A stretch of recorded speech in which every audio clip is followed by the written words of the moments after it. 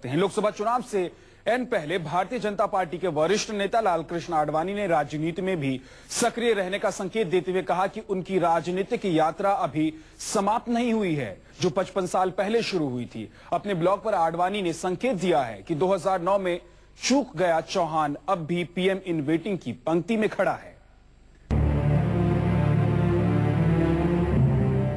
देश की सियासत की कौन सी बयार नहीं देखी है लालकृष्ण आडवाणी ने।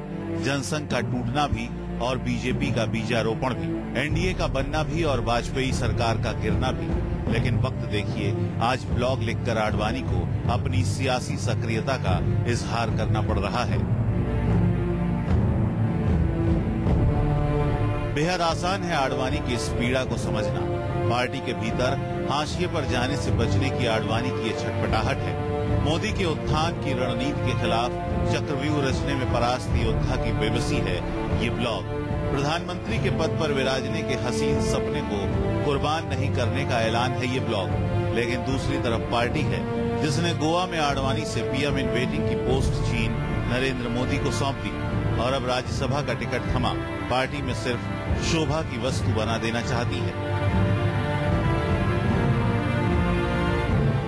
दरअसल ब्लॉग के जरिए आडवाणी 55 साल के सियासी करियर और आरएसएस से जुड़ने की अहमियत ही नहीं बताना चाहते।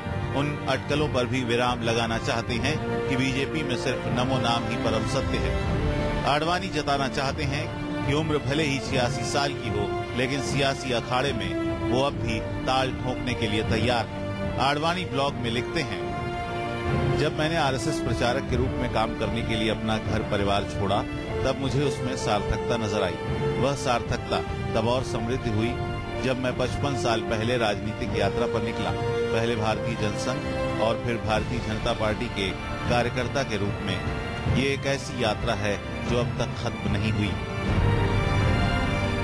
ये ब्लॉग जाहिर करता है कि आडवाणी के भीतर बैठा पार्टी में अप्रासंगिक होने का डर उन्हें सताने लगा है। आडवाणी जताना चाह रहे हैं कि उनके सियासी करियर के दैंड का ऐलान करने वाले उनकी ताकत को भांपने में गच्चा खा गए हैं। मोदी के मैजिक में कोई बीजेपी उन्हें पार्टी दफ्तर की दीवार पर सिर्फ पोस्टर बनाकर चिपका न दे। आडवाणी का ब्लॉग इसका विरोध करता है। आडवाणी के राज्यसभा जाने की अटकलों पर विराम लग चुका है। पार्टी अध्यक्ष राजनाथ सिंह ऐलान कर चुके हैं कि आडवाणी जहां से चाहे लोकसभा का चुनाव लड़ सकते हैं, लेकिन राजनाथ के इस ऐलान से नहीं, पार्टी नेताओं के पूजनीय कहने भर से नहीं।